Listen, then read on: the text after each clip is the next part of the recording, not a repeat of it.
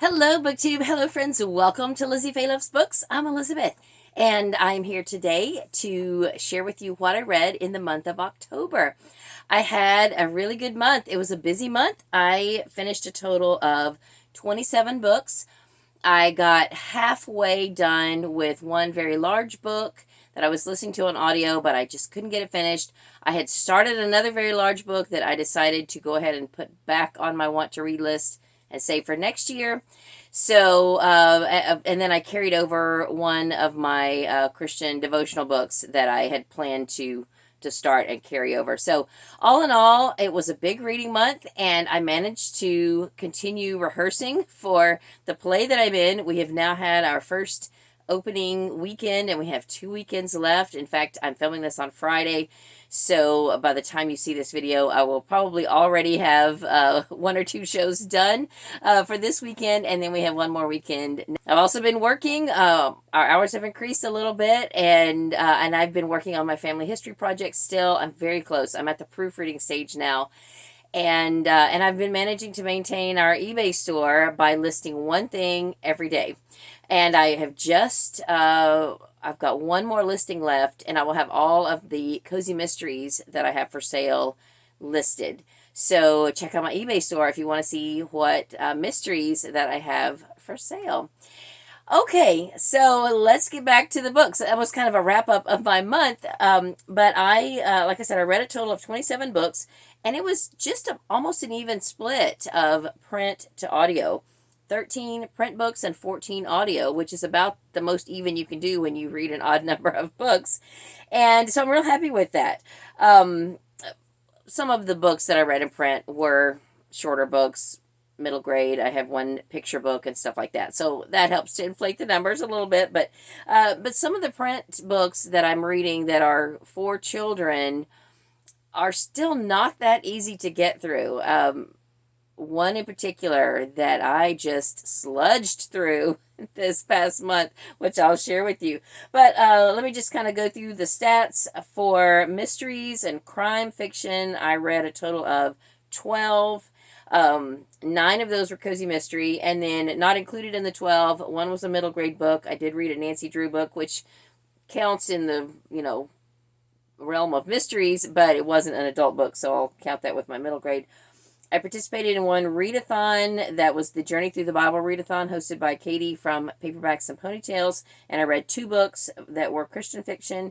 I also read some nonfiction. I read 5 Christian nonfiction books. They were not for the readathon, but I did read those.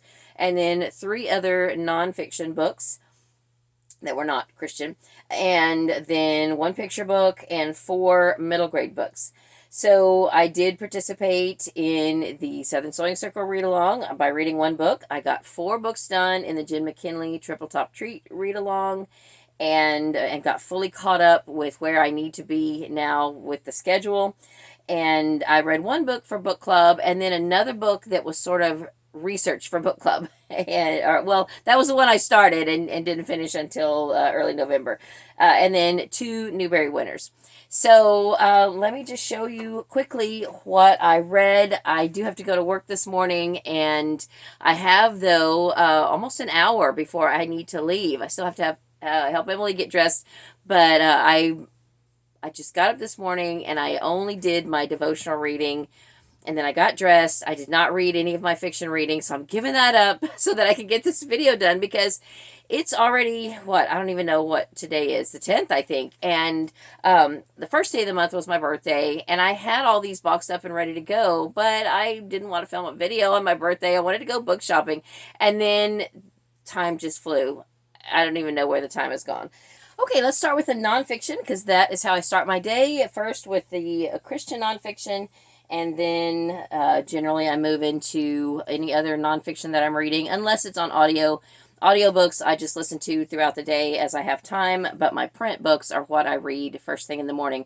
Otherwise, I would get no print reading done, because I am not good at reading with my eyes at night. I might get a page read and fall asleep.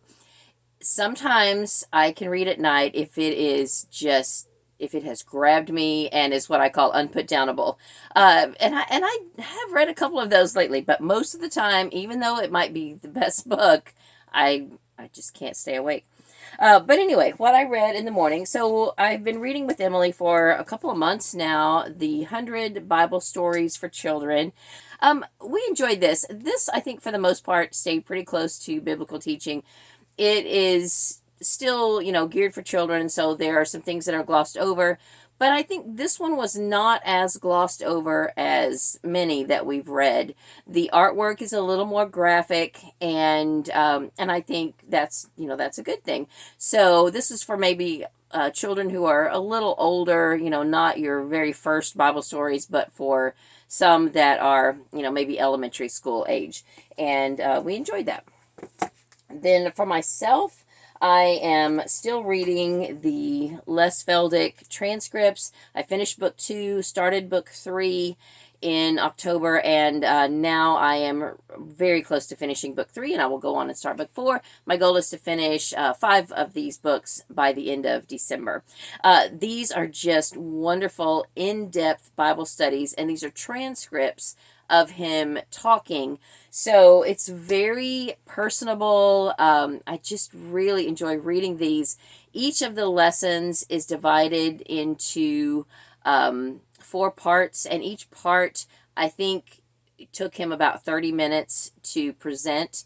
And I have been dividing each part into 2 days. So 24 days for one book. And that is a really good pace for me because, I try to read carefully. And so it might still take me, 20 to 30 minutes to read half of what he stated, in 30 minutes. My gem for the month was this Little Women devotional. My daughter, Katie, got me this for Christmas because I had requested it. I had read the Anne of Green Gables devotional by Rachel Dodge back during the More Montgomery Challenge, and I saw that she had some other devotional books, and so Katie found this one and got it for me, and this was so good.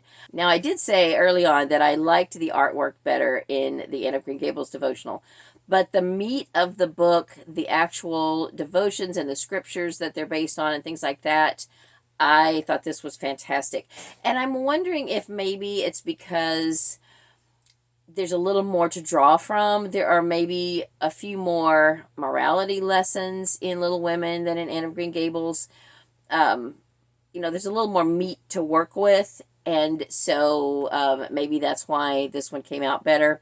I don't know. But I would highly recommend the Little Women devotional. I just thought it was great. And in fact, since my daughter gave me this, and she read Little Women for the first and only time during COVID, when we were, in the height of COVID, when everything was shut down and we were home every day, she picked up Little Women and read it. Her grandmother had given her a copy, and she really enjoyed it. So I think I am going to inscribe this back to Katie and give this to her for Christmas because I hope she will read it. I think this is really, really a fantastic book. And then also as kind of a part of my devotional and also part of my always, my goal to always improve my life, I read the Daniel Plan by Rick Warren and a couple of other doctors, Daniel Amen and Mark Hyman. This was really good. I enjoyed it. In fact, whenever I should have done it by now, but I've just been so swamped with everything. I really want to ask some of the leaders of our church, and we just called a new pastor who will be arriving probably at the beginning of December. So if he's not opposed to it, I would like to start a Daniel Plan group in our church. And I just think this would be a really good Bible study / weight loss / lifestyle change improvement, because the Bible does say that our bodies are the temple of the Holy Spirit. And I think we are expected to take care of our bodies and our resources, and this is a good way to do that. It has 5 essentials. It's called food, focus, friends. I don't know. I'll have to look. Let me see. Faith, of course, that's the first one. Faith, food, fitness, focus, and friends, because the expectation is that you don't try to do this alone. And so that's why I want to start a group for that. All right, so then for my other nonfiction, I took a couple of months to read this one, but this was very good as well. I Know How She Does It by Laura Vanderkam. She is kind of a productivity time management expert, and I used her form and I tracked my time, and I thought it was very eye-opening, and I really did enjoy this. It's really good to see where your time is going and to make yourself more conscious of that. And I thought that was really good. Then I stated in a previous video that I read 2 memoirs. It wasn't. I read a biography and a memoir. One was for book club. This is a book with no dust jacket, and I can show you the cover here. But for book club, we read The Immortal Life of Henrietta Lacks by Rebecca Skloot. I listened to this on audio, and I thought it was great. It's so compelling. I had no idea about this story until somebody was talking about it on BookTube. Someone I heard maybe a year ago or more, because I thought it sounded so interesting that I recommended that we put it on our book club list for this year. So we are actually discussing this one this month in our regular book club that meets the third Thursday of the month. So I'm looking forward to discussing that. And it looks like maybe there is a movie adaptation of it, because the audio copy that I listened to had Oprah Winfrey on the front. So I'm wondering if she plays Henrietta Lacks' daughter, who is a main character, a main person in the book. Then, you guys, I read this early in, well, not about the middle of October. This is really not only ironic, but just eerie and profound that I just happened to pick this up. Well, I didn't just happen to pick it up. I put it on my wait list on Hoopla, and it came in. So then I ordered a copy through the library so I'd have a physical copy. Now I'm sure the hold list is so long I would never be able to get a copy. But I listened to Matthew Perry's book called Friends, Lovers, and the Big Terrible Thing. This was so heartfelt, and I would have said that even before he passed away.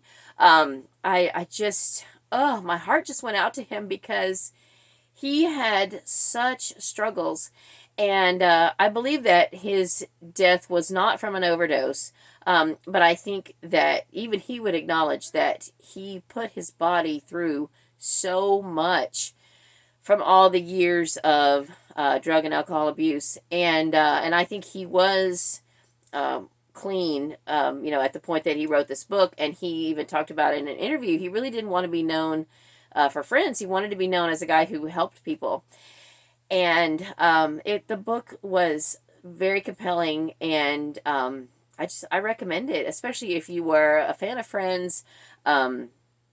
He mentioned several other acting jobs that he did. There was another movie that I saw that he did mention where he played a school teacher in an at-risk, real urban area, and I thought that movie was fantastic. I can't even remember the name of it now. I'll try to remember and put a thing up here, but if you ever can find that movie, I thought it was really, really good. But this book is great. You're probably going to have a hard time finding it now at your library, because I'm sure that the hold list for it spiked when he died, but if you can get your hands on it, I would definitely recommend it. So, and he starts the book right out talking about a near-death experience that he had, which was kind of, I guess, his last wake-up call, because he almost died at that point.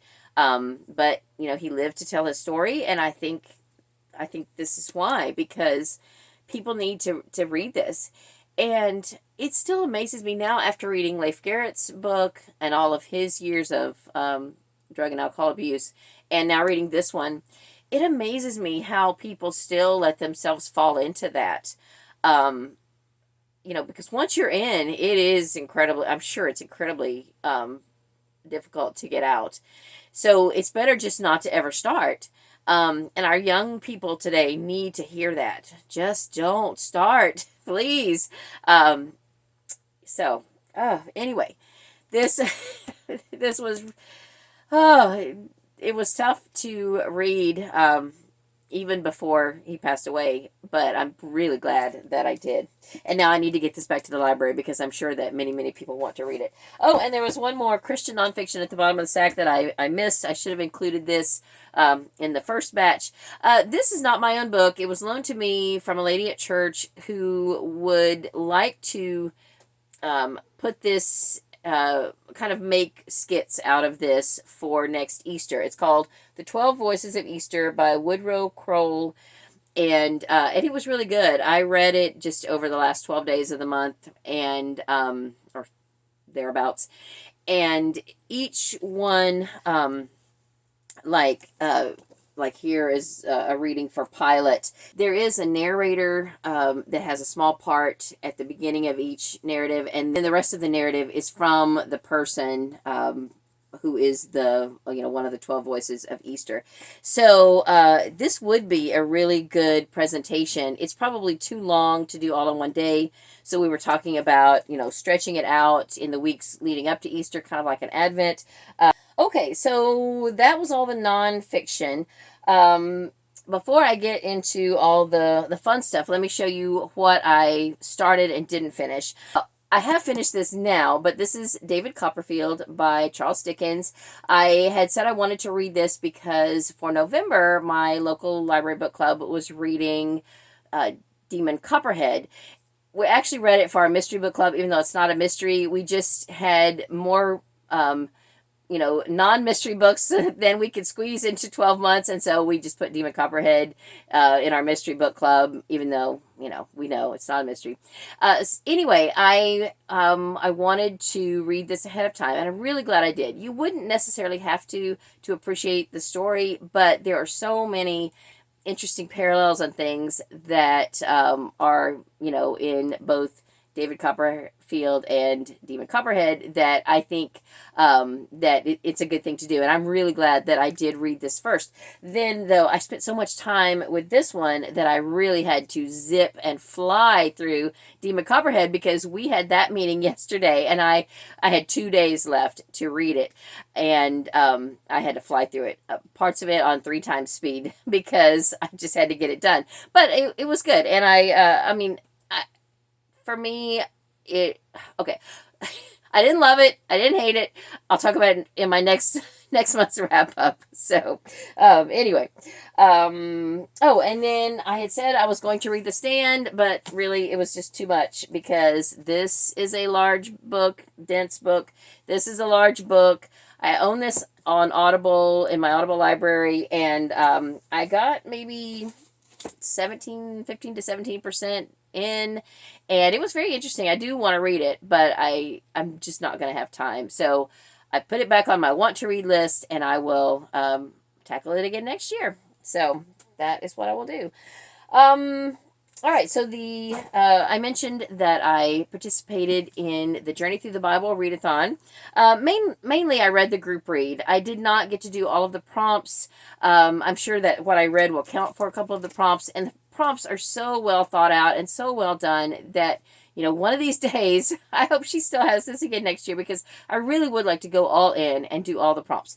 But the group read was Pearl in the Sand by Tessa Afshar. This has been on my TBR for years. Several ladies from my church, way back, probably going on 10 years ago, read several Tessa Afshar books, and I put them on my Goodreads, and actually it wouldn't have been quite 10 years ago because I only started doing Goodreads in 2015, but probably around that time I put these on my TBR, and this is finally the first one that I have read. It is a retelling or the story of Rahab the harlot who assisted the spies, the Jewish spies, and then in turn her and her family were saved from the destruction.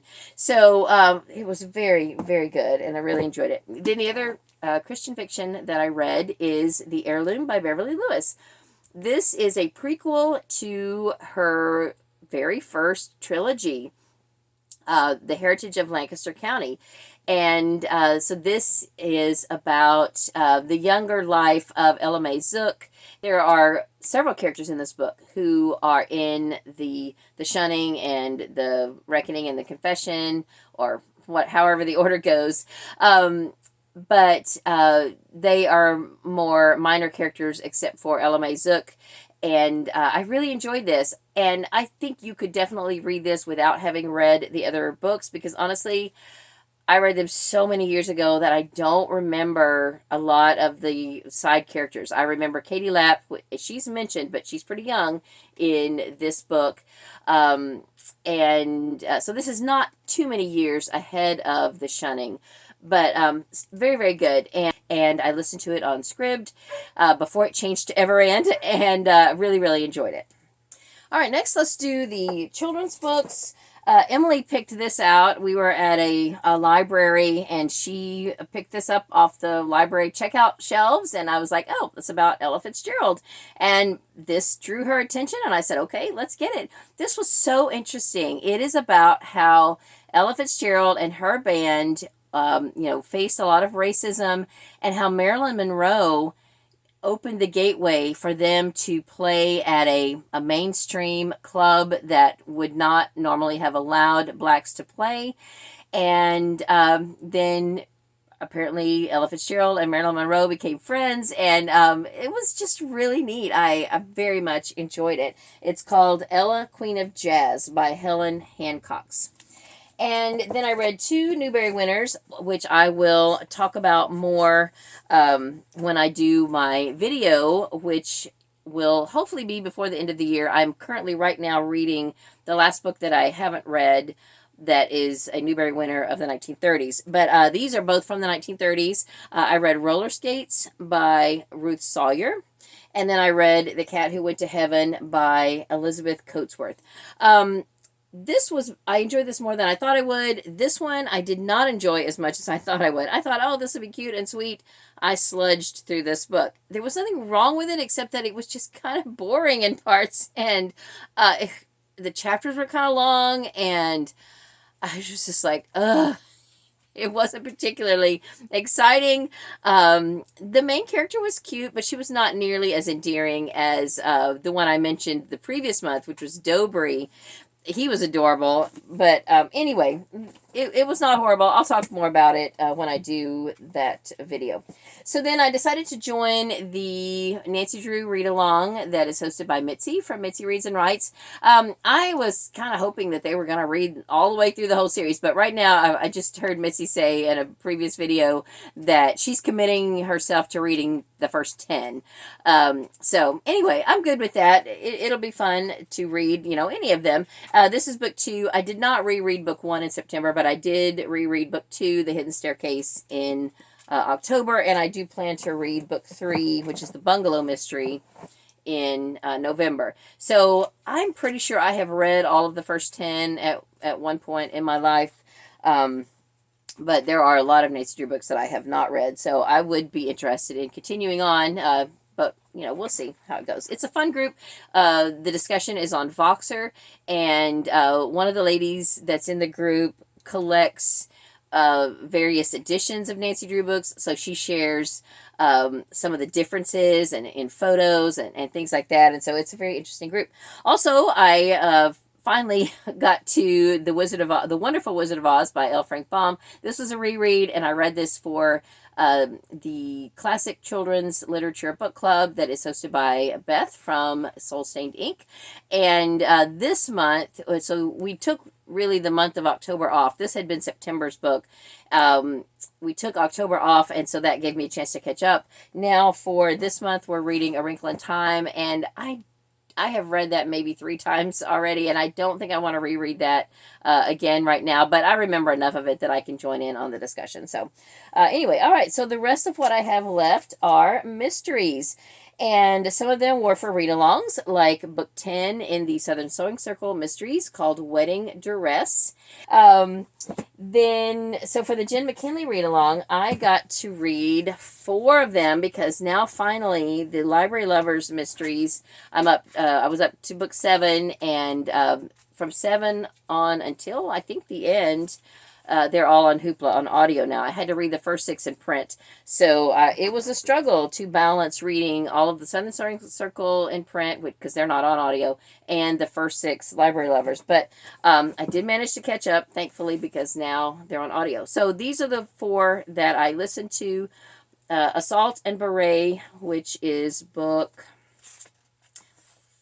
5. Oh, wait. No, I think this is the order. Copycat Murder, I think, is book 4 in the Hat Shop Mysteries. I think that's the first one that I read. And then Vanilla Beaned is, I'm not sure what number it is in the Cupcake Bakery. I don't own either of these, so these are both library copies. And then Better Late Than Never, which is book 7 in the Library Lovers. And then book, what did I say, 5, yeah, Assault and Beret is book 5 in the Hat Shop Mysteries. So we have finally started seeing a little bit of the characters from the other series appearing in another series now. Vanilla Bean mentioned they go to Las Vegas in this book, and so they meet a showgirl, and it is mentioned in the book that the hats used, or the headpieces used by the showgirls from that show, were made by the hat shop that is featured in, that's the setting for the Hat Shop Mysteries. Now, I mentioned that maybe in my mid-month wrap-up, and Melinda from Two Boys Scrappin' said that there was another mention in a previous book that I missed. So, sorry I missed that first one, but anyway, we're starting to see some of the character crossovers, which is why we were reading these all in publication order in the first place. So that's pretty cool. I did finish up a series that I started in September. I read or listened to this first book in September, which is A Crafter Knits a Clue. It's a handcrafted mystery by Holly Quinn. This is the one I talked about that I had a hard time with the narrator because she had a speech impediment, and I know that's no fault of her own, but it just kept pulling me out of the story. There's a better cover of this. I got this at a library sale, and I saw the knitting needles and everything, and I thought, oh, that sounds good. So I came home and looked it up, and I was like, oh, man, I would have rather had this cover. Anyway, so this was September, but then I did go ahead and listen to books 2 and 3. I do not have physical copies of those, neither does my library, but here is a copy of book 2. I believe it is A Crafter Hooks a Killer. And then book 3 is a quilter quilts a crime, or something like that. Anyway, not bad. I would be curious to know if I would like them more if I read them in print, but I don't have that luxury of time. So, anyway, just know, the narrator, she's also a little, she voices the main character a little bit whiny, which is also not a good thing in my opinion. So I just wasn't a fan of the narrator, but I had already checked all of them out before I ever started the first one. So I wasn't going to waste those borrows. I wanted to go ahead and get through the series, and I'm glad I did. They're not bad. But just, be aware of that if you decide to check those out. All right, another cozy mystery that I read was on my Kindle. This is book 2 in the cruise ship mysteries that feature Millie, who is a 60-something sleuth, and she's adorable. These are also very lightly faith-based, and I wanted to read this for the Cozy Mystery ABC Challenge that is going on in the Killing Time with Cozies group. We did that challenge last year. They started it over this year, but I just kept going because I didn't even get halfway through. So I'm going in ABC order. And I wanted this to be my P-book. As it turns out, in September, I went ahead and listened to Precious and Grace by Alexander McCall Smith. So I already had a P-book done, but I still wanted to go ahead and read this one because I reread the first book so that I would just kind of refresh myself. They're not long books. And now I'm looking forward to going on and reading book 3 because I got this Kindle for Christmas last year, and I really need to use it. All right, so then I was able to listen to the newest book, the fourth book in the Christmas Tree Farm Mysteries. I very much enjoyed it. Of course, everyone in the Killing Time with Cozies group will know this is the one where Tiffany is the victim, and Tiffany knows the author, Julianne Lindsay, aka Jacqueline Frost, and the dedication was so cute. It said, to Tiffany, it's been lovely killing you. And because Tiffany, it's been her dream to be killed in a book. So it's been a lot of fun. And I will say, though, that I did guess who the killer was pretty early on, but it still didn't diminish my enjoyment of the book. And there was a couple of crimes taking place, and I kind of guessed most of the things, but not everything. So it was still a very enjoyable read. And I think that's all the cozy mysteries, but I did read some others that I would not consider cozy. This one was just funny, but let me just say, a lot of foul language. But The Swamp Story by Dave Barry, I just stumbled onto this at the Bookmobile, and I thought, oh, that looks fun. I went ahead and checked it out from the Bookmobile, and then I got home and I looked to see if our library had it on audio, and they had it on CD. So I went ahead and listened to it on CD. But this was just ridiculous in a funny way. Corny, and my husband read it too, and he's like, yeah, it was funny. And so Dave Barry is a Florida author, and he's got some kids books and some adult books. This is definitely an adult book, but it's just ridiculous. And if you can stand the foul language, which is really realistic for the characters, it really is. It was a hoot. Then I picked back up with one of my most read authors, J.A. Jance, and I read or listened to the next Allie Reynolds book. The Allie Reynolds series is the only one of her series that I have not either completed or read most of. And I'm waiting because I can't finish the Joanna Brady, I believe it's the Joanna Brady series, because I'm at the point now where there's a mashup with Allie Reynolds. So I'm reading now the Allie Reynolds so that I can get to the one where they both appear in it. J.A. Jance is such a good suspense writer, such a good mystery writer, and I have really enjoyed just about all of her books. But the book that I could not put down at the early part of the month is Without Fail by Lee Child. I think this is book five or six of the Jack Reacher series. I will continue to plow through this series because it's so good. There's not a lot of foul language, but there's a lot of violence. It is very, very violent. But man, I just can't put it down. So this one had to do with Secret Service. It was super interesting and just, as I say, unputdownable. So I think that's everything. I need to get off of here and get Emily ready, and we need to head to the bookstore where I work. I'm working 10 to 3 today, and hopefully I will have enough time to at least get started editing this before my call time, which is 6:30 for the show tonight. I was able to practice my music the last 2 days, and so hopefully I'll get a little practice time in this afternoon before I have to play tonight. It's going okay, but I could sure do better. But both my practices this week have been pretty good, so I'm praying that I will not let everybody down.